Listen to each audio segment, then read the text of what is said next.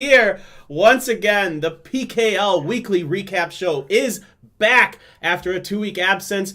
I'm your host, Paper Thin. I am somewhat well again, so I thought let's give this a go.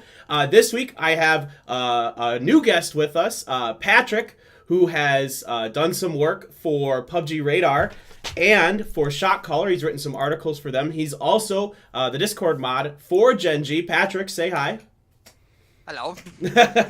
Patrick is joining us from Poland today, and we're very happy to have him with us.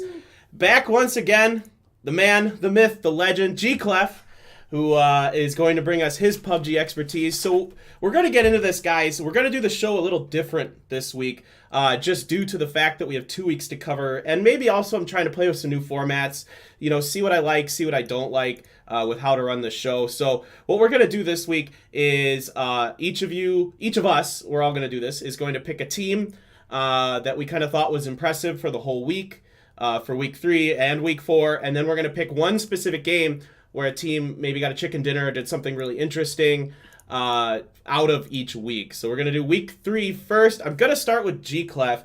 GClef, what game are you going to be talking about today for week 3? Ooh, week 3. So it is week 3. It is the first day and the very first match. We're Detonators, DTN. Let's go back to the final day of week 2. They got, I believe, okay, I written this down somewhere. Okay, they got 51 point in week 3, day 3, and they basically boosted themselves from 5th place to 1st place out of 24 teams. So they had a lot of high expectation, and then on the very first round, which is Miramar, they show what can be done PUBG if they are careful, if all of the members are careful, if they look around all the time. They had a perfect round, possibly the most perfect round that I've ever seen from the Korean PUBG scene. And they basically just take the chicken dinner. They have a squad, the 4 yellow uniform level 2 helmet Quadra boys. They squat down.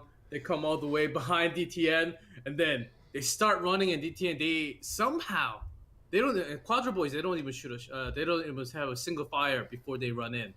And Detonators, they have their perfect defense. They secure the compounds with all 4 men not even losing a single member. And then later they do lose a member, but they do get the chicken dinner. And then I find this really interesting because when they have a compound where they're defending against any other squad, I feel like they are the best, but only when they have a really good spot or compound secured like that. And they don't really make a mistake after that. But to get to that point, there are some rounds, like especially in week 4, that we will talk about later on, I hope. Where Detonators, they do fall sometimes, but they do look really scary, and I do want to have this round because they don't usually do really well in Miramar, but the fact that they did on the first day was quite amazing to me.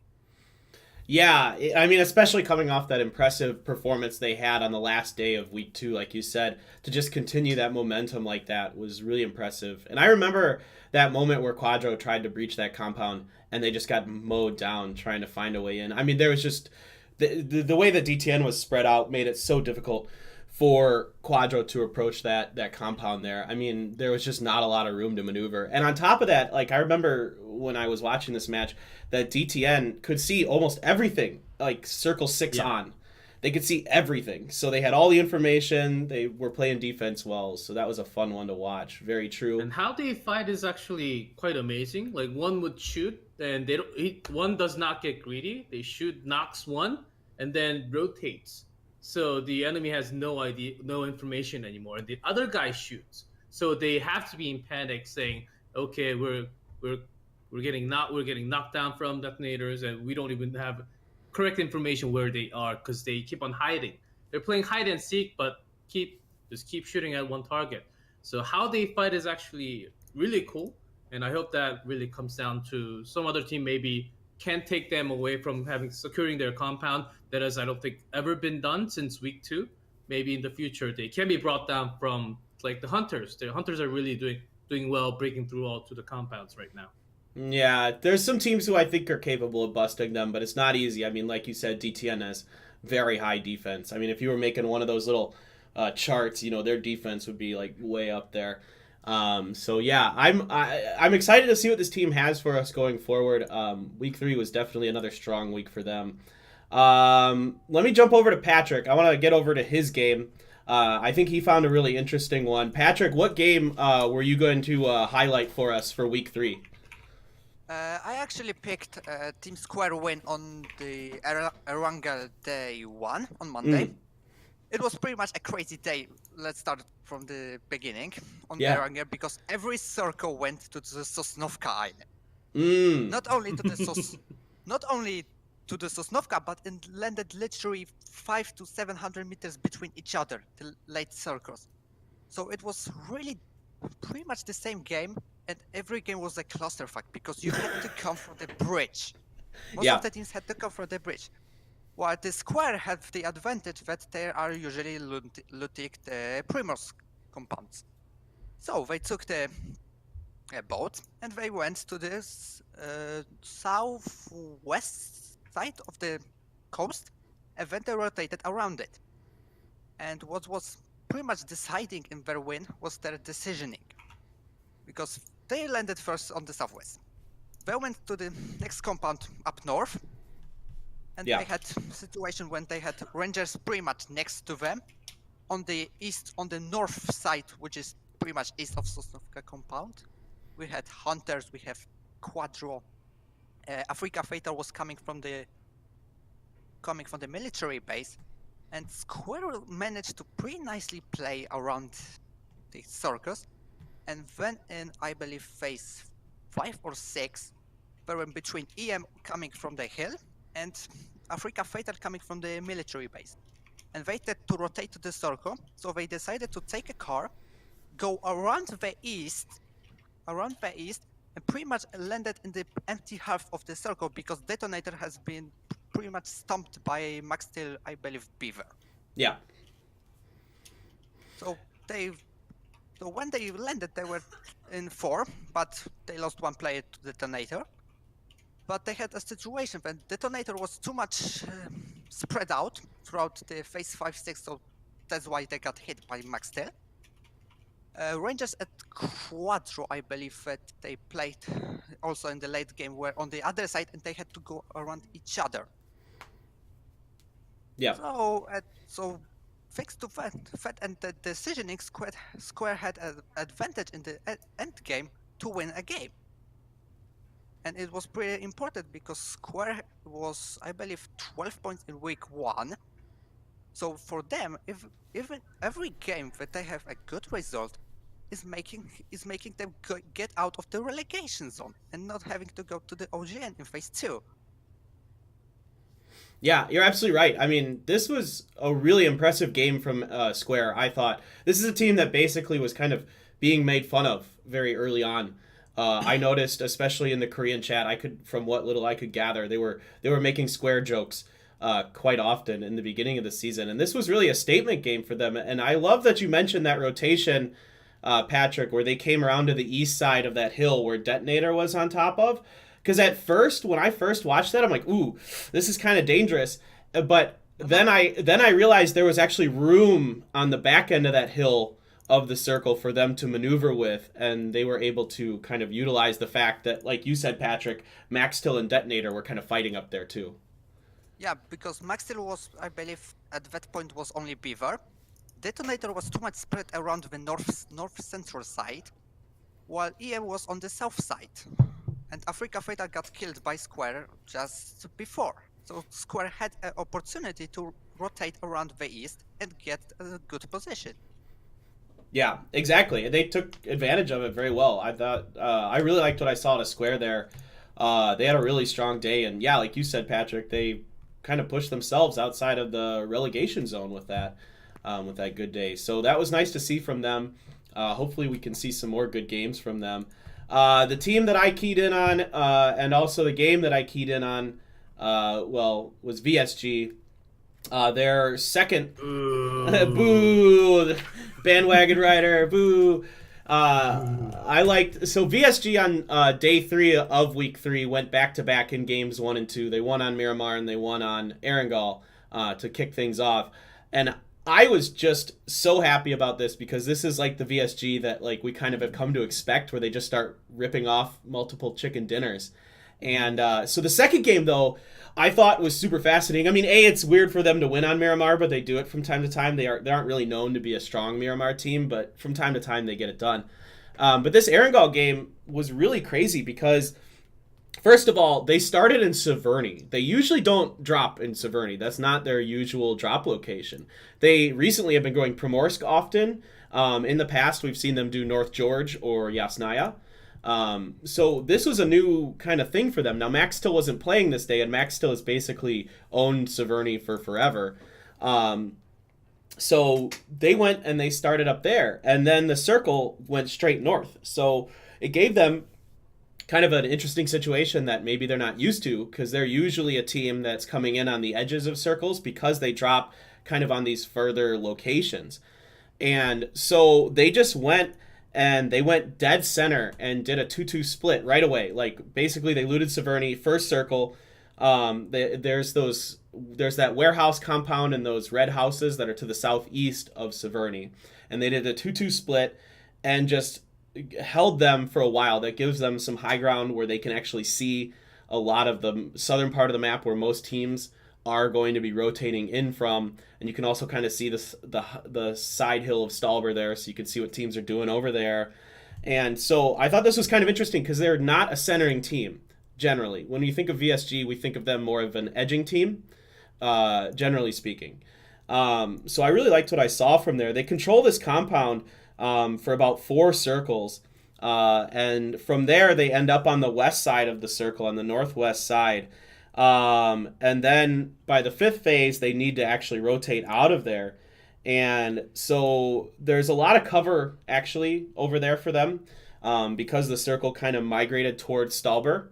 So they got a little fortunate in that sense, because had the circle gone more south, there's a lot more open area in that part of the map. But because the circle went more to the east, it ended up being a lot of cover over there. And they did a 1-3 split, and they kind of did it a little different than they usually do, where Star-Lord was at the back. He was in the back covering the flank as a solo, and the other 3 members were kind of up front on a hill, protecting the rest of the, that flank, that kind of eastern edge.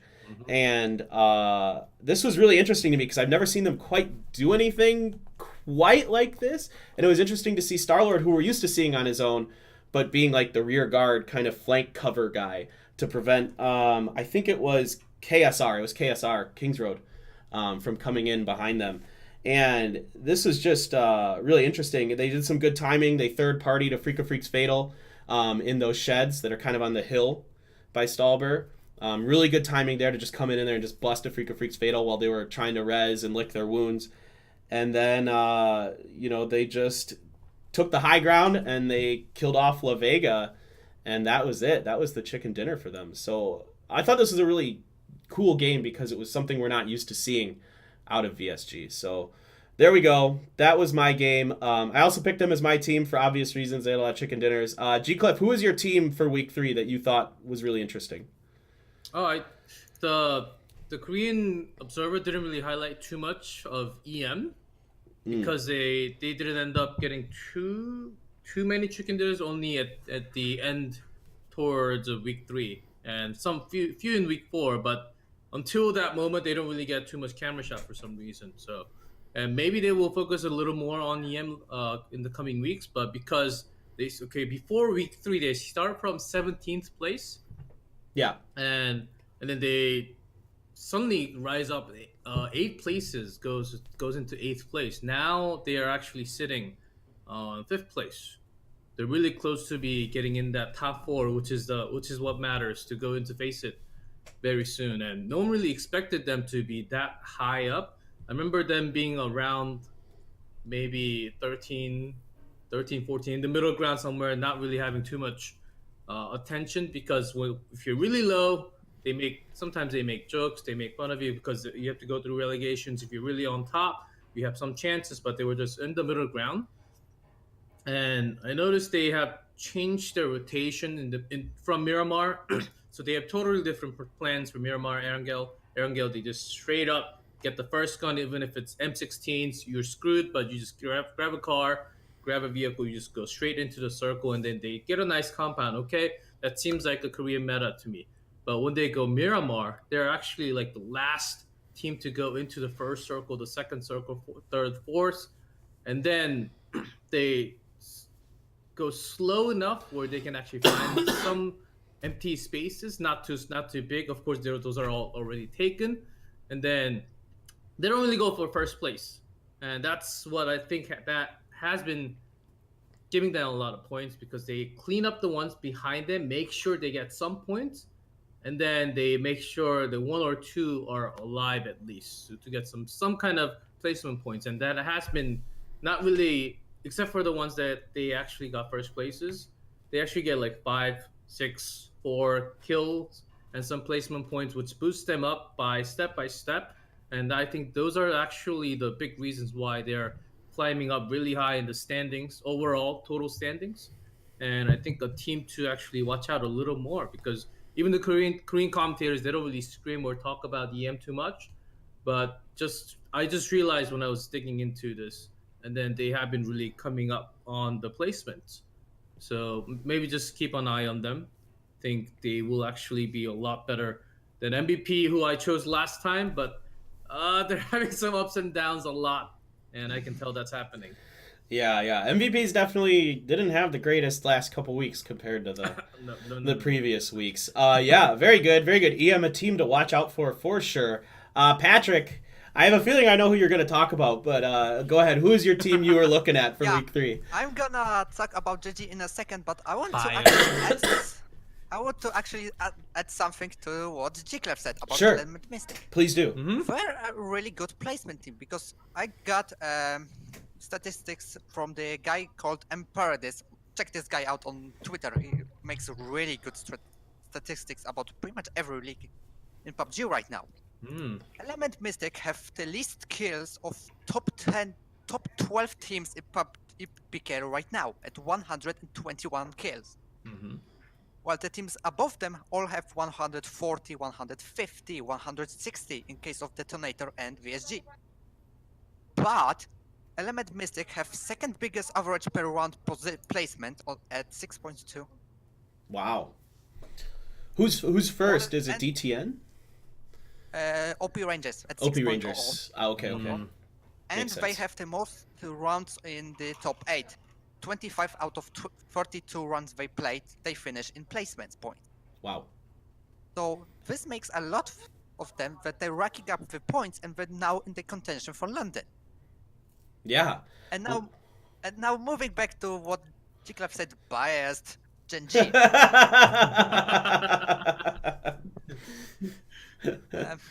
Thing about them is I think they had a pretty good week 3 on Saturday, where they finally had 3 good runs. They had fourth on Miramar, third on first Eranga round, and they finally got a chicken dinner with 11 kills.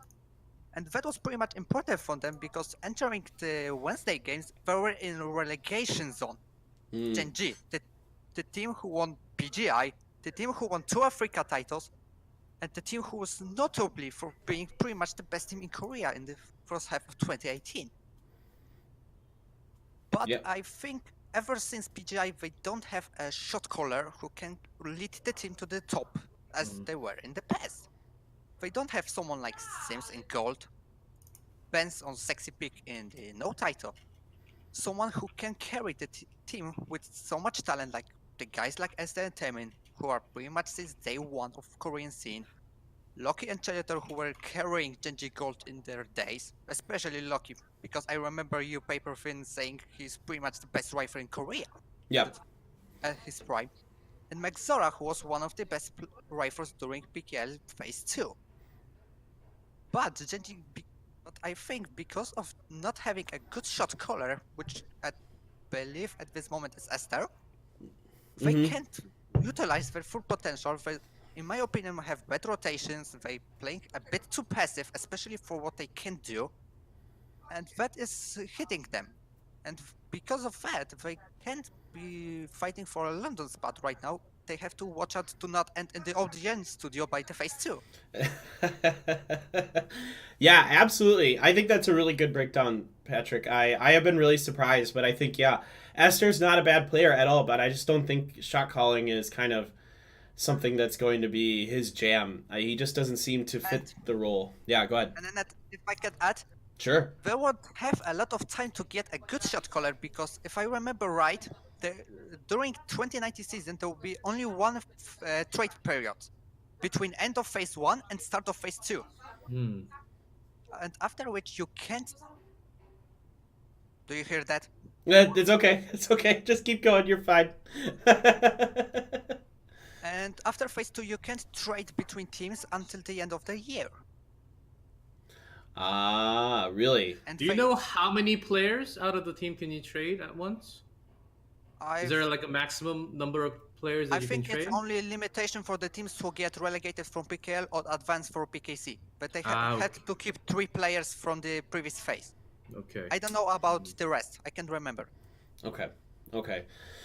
So yeah, things are going to be a little challenging for them going forward. It sounds like they're a team that has a lot of talent, obviously, and like you said, you know, with Loki, Killator, and, you know, Max Zora, they have 3 really good riflers, and they just need to kind of find a way to get it done here. So, yeah, absolutely, they're a team to watch for sure. My team is VSG. Just they finally had a really good week. They had 3 chicken dinners.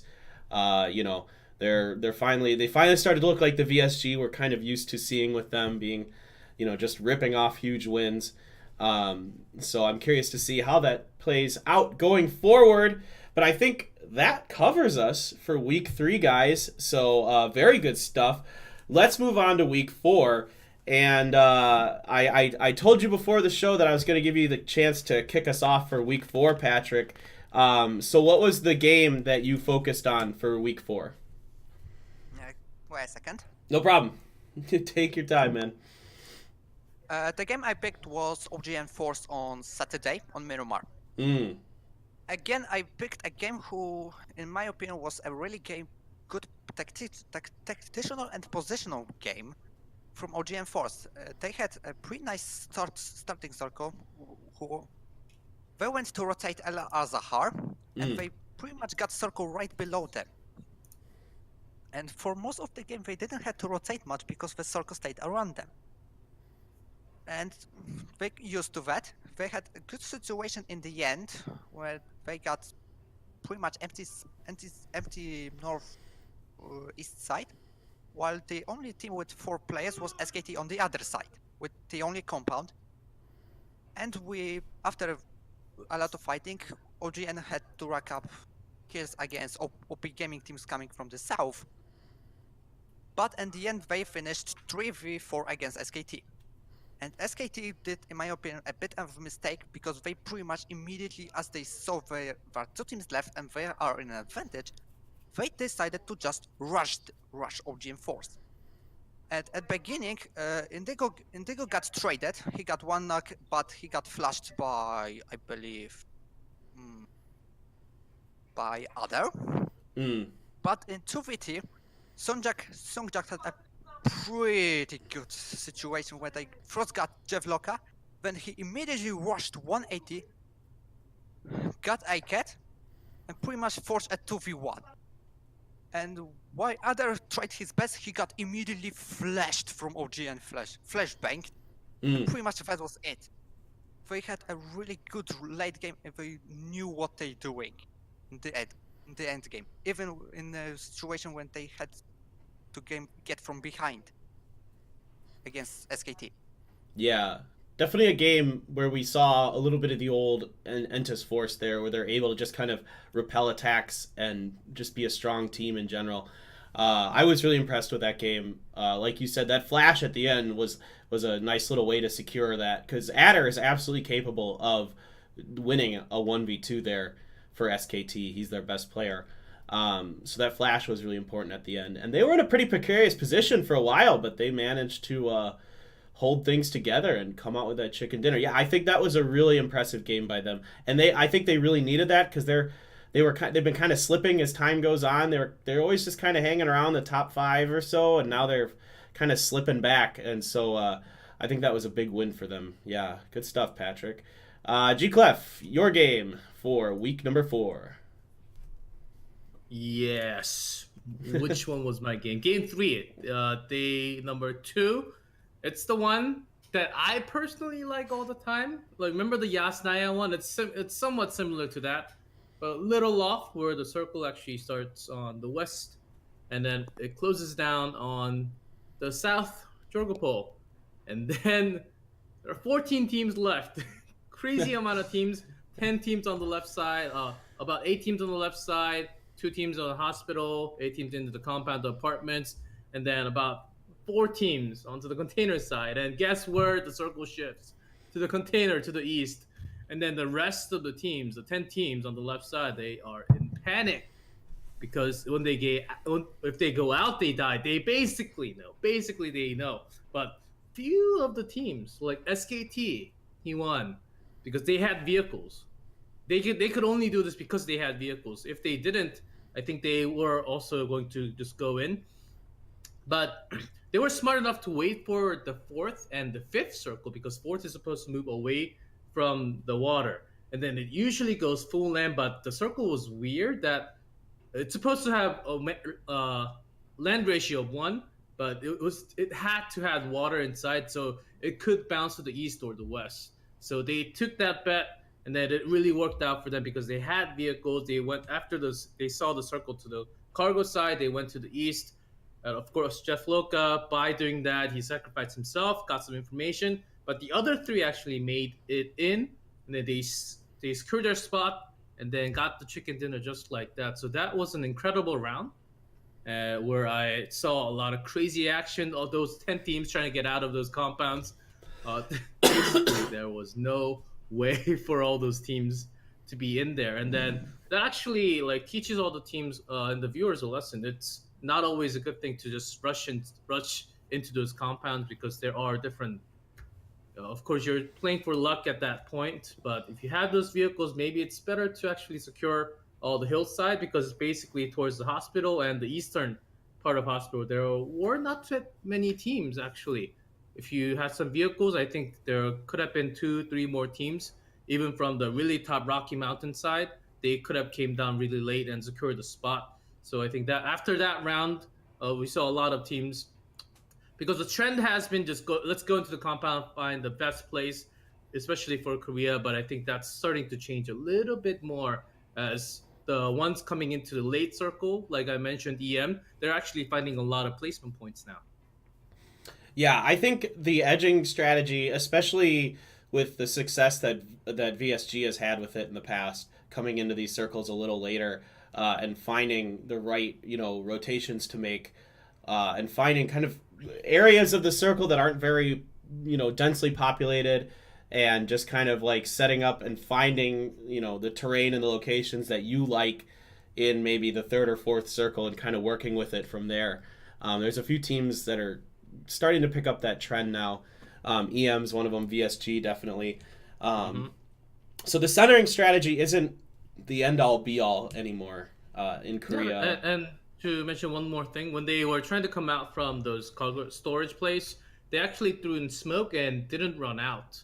And they wanted to bait all the grenades out first, and then they ran out 20 seconds after. Even the Korean commentators, they were saying, these smokes are really early. Why are they actually doing this? And then they didn't run out, had all the grenades out from the opponents, and then they ran out with the extra set of smokes. You can only do that if you have so many, but just using those to secure yourself. They actually had no cover. They were just in the smoke for the final 20-30 seconds. I thought that was really cool, even though that's really dangerous when there are 3-4 teams still around you. SKT actually had the balls to do it. Props to them. Nicely done. Yeah, SKT's, they're starting to shape up. They're starting to look better. It's. I still don't think they're going to be one of our teams that ends up qualifying for Summit this time around. But maybe in the future, maybe they trade a player here or there and they find a way to get it done. I think there's a lot of potential on that team. So cool. Yeah, that was a really fun game. That's a great game to go back and watch. That was week 4, day 2, game 3. If you're hanging out and you want to go watch the VOD, that one is a barn burner. So for me, I went with La Vega's chicken dinner, which I believe was day 1, game 3, if I'm not mistaken. Is that right? Day 1, game 3? Patrick, you would know better than me. You know everything, man. Which game? Which game? La Vega's chicken dinner in week 4. Was that week 4? Day 1, game 3. Day 1, game 3. Okay, good. I had it right. All right, so I wanted to focus in on La Vega. They climbed up to 7th place overall in the PKL with a really strong week. In fact, they were the top team coming out of day 1 on week 4. So this is a team that's been dropping Yasnaya. They share it with Danawa sometimes if Danawa is with them. And so they did something interesting. The circle basically centered around Yasnaya, or a little north of Yasnaya, the first circle. And they just stayed in Yasnaya. They set up camp on the northwestern corner, just watched all the teams rotate around the eastern edge into Stallber, because a lot of teams like to get on top of Stallber and have that high ground up there. Stallber is the tallest point in Erangel. So, you want to be up there, and there's a lot of cover up on Stallber and all this other stuff. So they just kind of watched everyone do that, and then the circle shifted more north, and so what they ended up doing was they rotated over to the lake houses, the yellow lake houses, except they didn't go in the lake houses. They camped outside of them and used those lake houses as bait because they knew another team was probably going to rotate through there. And in fact, 2 teams ended up rotating through there to try to get into the circle. And the first one was Entis Ace. They trapped them, mostly busted them. A few members of Ace got out alive. And then VSG comes waltzing through there. They completely wait for VSG to basically get by them, and then they just turn on them and just absolutely obliterate them. They got everybody but Hulk, and then Hulk ends up getting stuck basically on a cliff side of the lake, and he can't get in the circle, and he dies just outside. I think he tries to run, and he gets shot down as he goes in very late. So then they basically control the entire southwestern portion of the circle, more or less to themselves. They've got a few stragglers from Entis Ace and VSG hanging around, but they set up 2 really nice picks, and I thought really interesting locations where they weren't in a compound. They were, for the first one, they were outside the compound. The second one, they had a couple people in some of those buildings that are on the northwestern edge of Yasnaya, but then they had Alfaka flanking way to the north. So they basically could cover that entire strip of land that goes in between Yasnaya and the lake. So this was a really, I thought, really interesting setup they had to start things out. Then they move into the south part of the circle. They just kind of control that area. And then they get into an interesting situation. Danawa, who started in Yasnaya with them, left way before they did. Danawa went right for center circle in, probably a more typical Korean meta strategy. And they kind of come up behind them, and Danawa's up on top of this hill, and it's one of these hills that you can't actually walk up necessarily. It's not easy to walk up it, at least, and parts of it are actually unwalkable. And they're at the bottom of this hill, and eventually they're forced by the circle to go up there. But what was really interesting was it wasn't Alfaka this time. It was one of the other members. It might have been Vino. Vino, I believe, flanks way out to the southwest and wraps way around Danawa. They never really see him doing this. And he starts shooting at Danawa.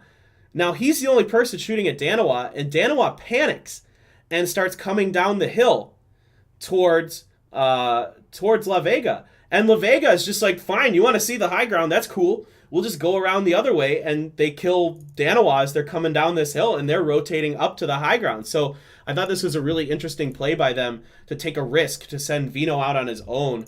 I think it was Vino. I might be wrong on that. But send a player out on his own, scared Danawa, and Danawa makes a big mistake and comes down the hill and ends up getting completely busted because of it.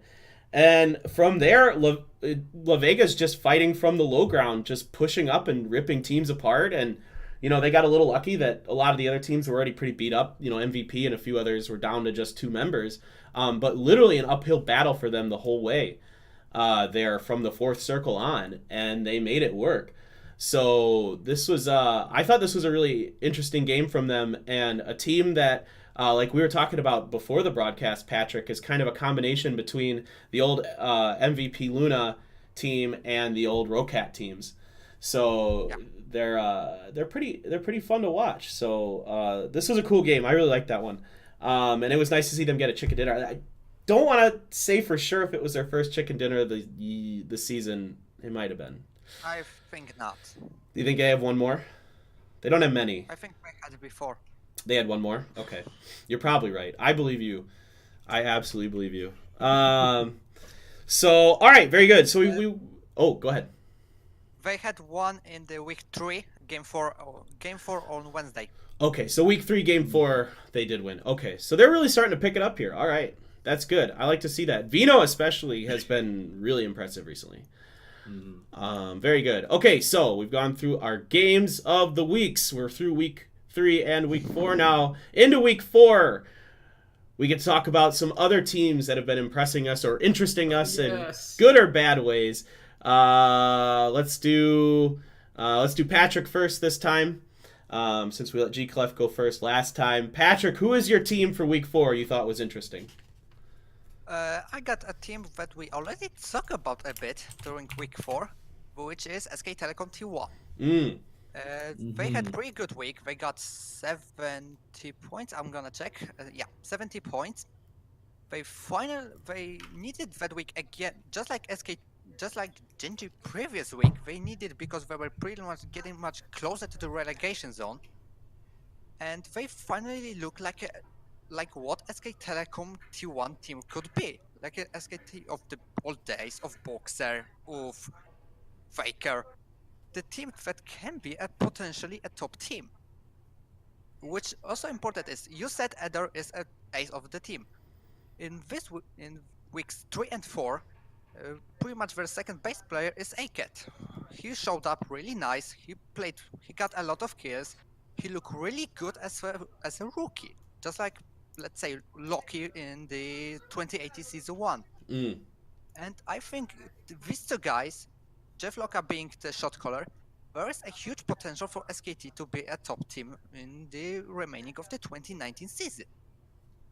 If they find a way that they can finally play good, which I want to mention, that second place, what I talked about before, when OGM Force won, that was the first time in the season that SKT had a really good Miramar game. And that's it. They have to start working more consistently and play better, because they have potential to be a top 5, top 6 team in Korea. Yeah. I think you're absolutely right. And I mean, yeah, like you were saying, the SKT brand, when you think of Korean esports, SKT is like what you think of first. Like, they're the first team you think Godfathers. of. Yeah, the Godfathers. Yeah, the Godfathers. Korean esports. Absolutely. Absolutely. Yeah. Yeah, I think they're looking better. They have their moments. They have their weeks. So they need to be a little more consistent, I feel like. Good. GClef, who is your team for week 4? Well, I think we're done talking about all the good teams. Now we're going to week 5, and we need to start talking about the relegation teams, right? And who's trying to escape from that bottom side. We can talk about the good teams all day, all night, but I want to talk about Team Square, as they actually won a round. And this is their second time, not the first time, as they won once in week some time ago. Week 3. It was the game Week Patrick 3, talked about. Yeah. Week 3 they won. They got their first chicken, and then after that, like, nothing close to it. And then suddenly they just come up on top starting from day 2, and then they get a chicken dinner. Before day number 2, they were in the bottom 23rd place. So I think they were also like 1-2 points away from the 24th spot. And then day 2, they get 35 points, like finishing second for the day, getting 20 kill points. And then suddenly, what did they do different? I tried to find them, and then it was a Sparrow not really making too many mistakes, finding good spots, not really. Because they end up making those poor rotations because they don't really have compounds. And this time they stay off the compound.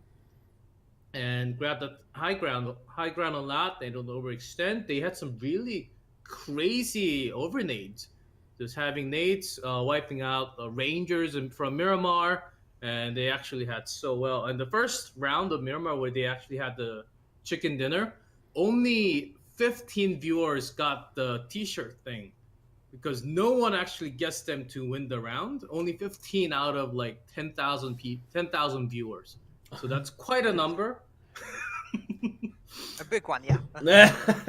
Oh yes, and then that's the moment they start to do really well, and then suddenly Miracle comes out on day 3. Says, "Oh wait, oh yeah, I'm here to do the interview. I'm really nervous. It's been a while, but I'm also a streamer, so I gotta talk on screen." So he says all the blah blah stuff, and then he screws up big time in the game.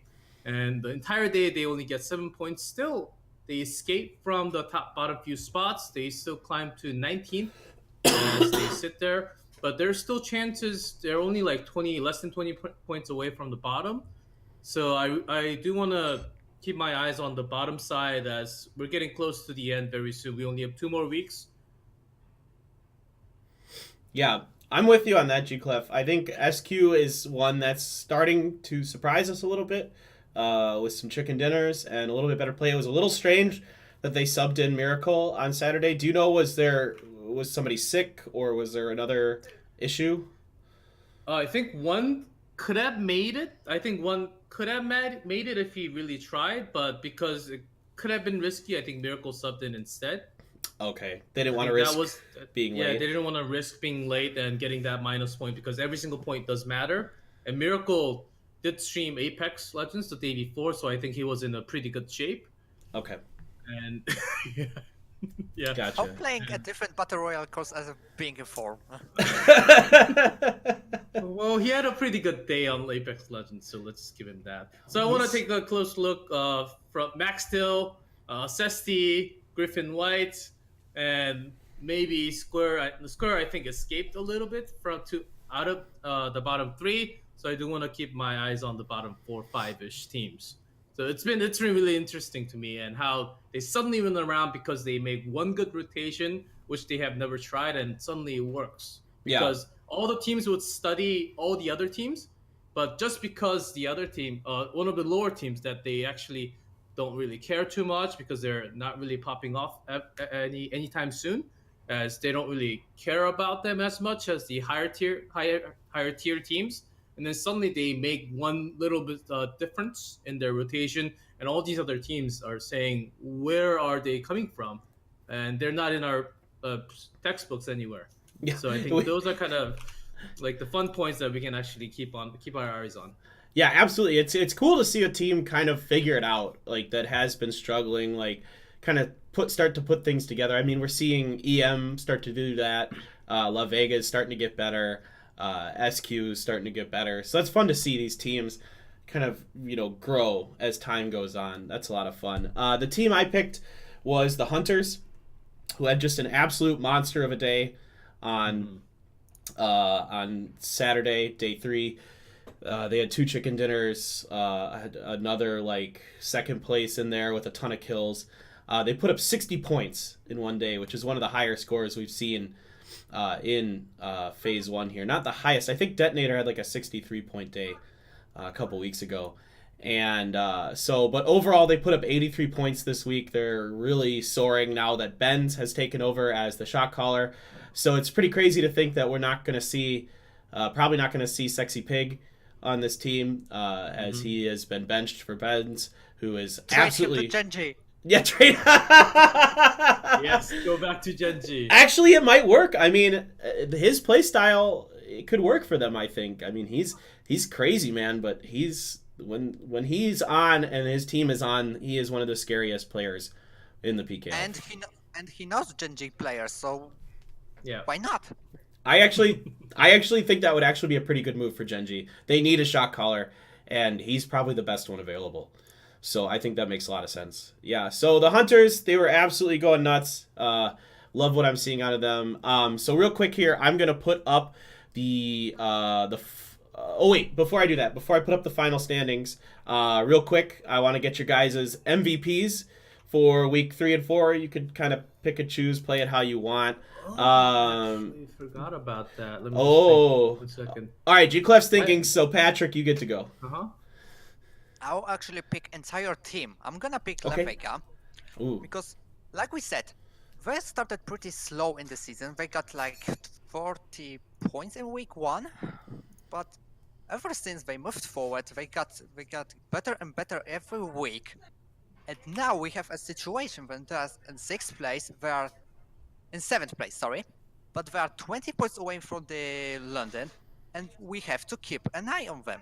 Because they have a good players who are from the MVP days, from Rocket days, when they were in the next to the top of the standings. And with the fact that they're playing better, they know each other better, I think they're gonna be a real contender in the race to London, especially if they can keep up with the 60-70 point weeks like they did in week 3 and 4. Yeah, I think that's absolutely correct. I think that's a good pick. La Vega is really starting to put it together. They're all former pros who've been playing for a long time, so it's not too surprising to see them do well. And I'm excited to see what they got going forward. Van Vino was looking really strong for them. I thought he was playing really well, but the whole team has been playing really strong. GClef, did you make up your mind? Yes. All right. Yes, I'm ready. Go for it. For week 3 and week 4 combined, or just separate? If you combine them if you want. I don't. It's whatever. I'll just do one and a small one at the end. Detonator. I wanna highlight 2: Hikari and Aqua 5. Hikari has been the one that's like sexy, the one in front, but not as aggressive as he would just have the vehicle and make sure he is safe. First of all, he's not as aggressive as the other ones that would just rush in with 1-3. He actually goes up to the high ground with the vehicle, checks for any other vehicles, and that's what actually Detonator focuses on a lot, for extra optimal number of vehicles, which is of course 4. And then he checks for all the houses really far away, even without the scope. And then they have the second one, just non-stop one by one, each just knocking on the door every single time. I think these promised plays are really helping Detonator getting all the points and making sure that happens. Hikari starts at first all the time. He doesn't really go down too many times. So I want to highlight on Hikari and Aqua 5 for really being cautious and actually looking out for those hidden snakes all the time. He actually got a member of EM on the mirror round that were, I said they were just literally perfect. And Aqua 5 has been the one that has been spotting all those crazy snakes on the left or the right. The lone member, the lone survivor that's somewhere around that's going to kill your entire squad, or at least grab your ankle when you need to sprint and run. So Aqua 5 has been stopping all those snakes so well. I think that those 2 are the MVPs of week 3 and 4. And if I have to pick on one more, the entire squad of Team Square except for Miracle. Except for Miracle. All right, yes. I like that. Yep, they had a fantastic last couple weeks. I am gonna go with Pio from the Hunters. Nice to see the old GC Busan ace, who is now with the Hunters, playing very well. Geekin in a close second for me there. They both are finally starting to show the potential that we know they have. Geekin a monster for so long for Detonator before he switched over. And I think a lot of this has to do with Ben, so you could give him a lot of credit too for putting the teams in better positions and just making better decisions. So all around, I think the Hunters are really starting to get scary. And you know what's crazy is I'm going to put up real quick, I'm going to put up the final results where we're at after 4 weeks here for the PKL. So there are your final standings as we are through 4 weeks. Rangers on top now after DTN, after Detonators laid a goose egg on Saturday. 0 points for Detonator. Really surprising. Any other teams that you guys want to talk about? Patrick, are there any other teams that you're kind of finding interesting here so far through 4 weeks? I would add something to Detonator because after week 3 day 1, they not playing really good. They had, wait, let me check. They got week 3 on Wednesday. They got 26 points, but 22 of which was for the chicken dinner they won. Then week 4, On week 4, they had, again, 29 points, but pretty much every point came from the first and second place they got. And then we got 0. And pretty much that had set them in bad situation, because if they played good as they played before, they pretty much would be now locked in London. Right. But because of that, and pretty much the top 10 getting now pretty much stacked, we have to watch out pretty much, like I said, for the top 10 teams, because pretty much everyone can now make it to London. Yeah, I think that's a really good point. I mean, yeah, any of the teams in the top 10 are 60 points within range of each other. So Aegon rounds out the top 10 there, and they're 60 points behind the Rangers, who we don't talk about a lot. Maybe we should, but they're 1 point ahead of Detonator now, and you're absolutely right. Detonator kind of laying an egg this week, Patrick, is what is allowing some of these other teams to stay in the race for London. So really interesting stuff there. GClef, any other teams you wanted to talk about there?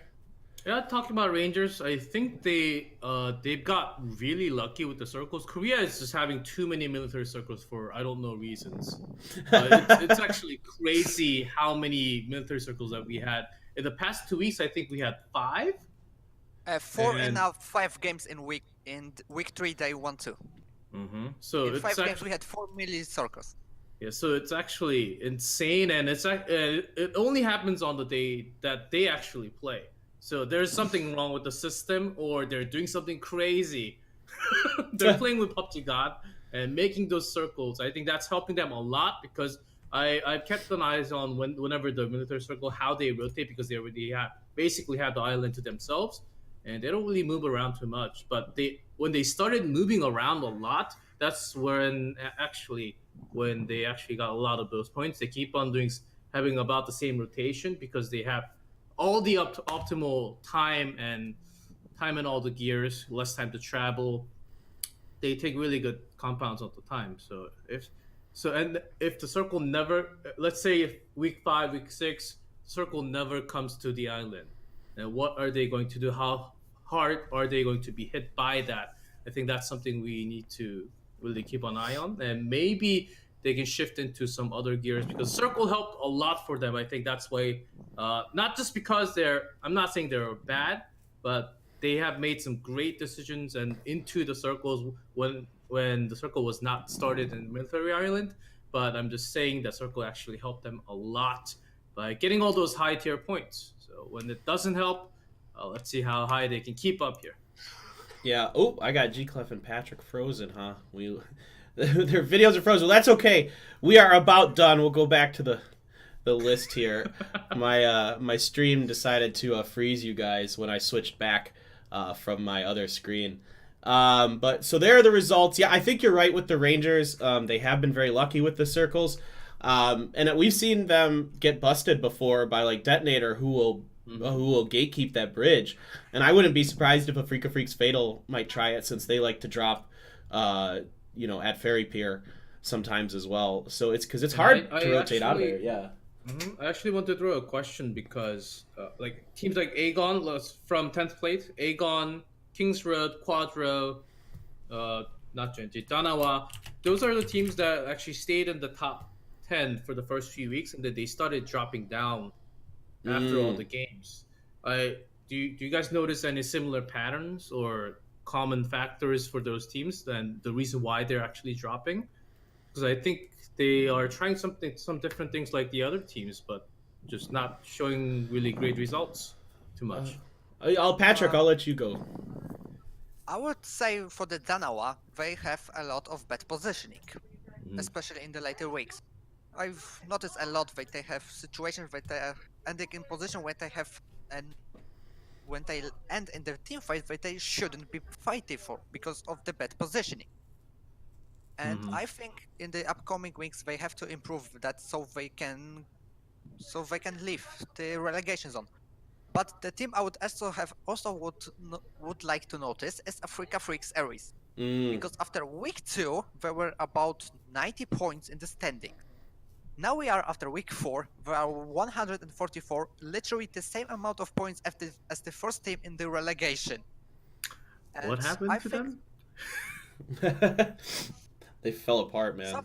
traffic fell apart, and they have to notice quick if they want to stay in the Freaka studio for the phase 2.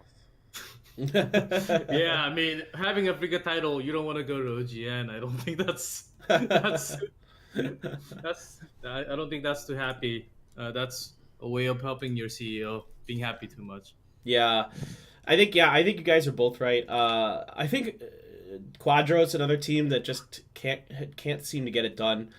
They find their way into placement points a little bit, but they're not getting a lot of kills. And I find that a lot of these teams that are struggling, other than or EM, are just not. They're capable of kind of making decent rotations, but they're just not good when it comes to engagements recently. And I think Quadro for me is the team that I'm the most disappointed with. I think there's still a lot of potential, despite losing Delta, who was their strongest player into this season. I still thought they still had potential, but they're just you always kind of see them there later in the game, and then they get busted, about 7th or 6th place or something. So that's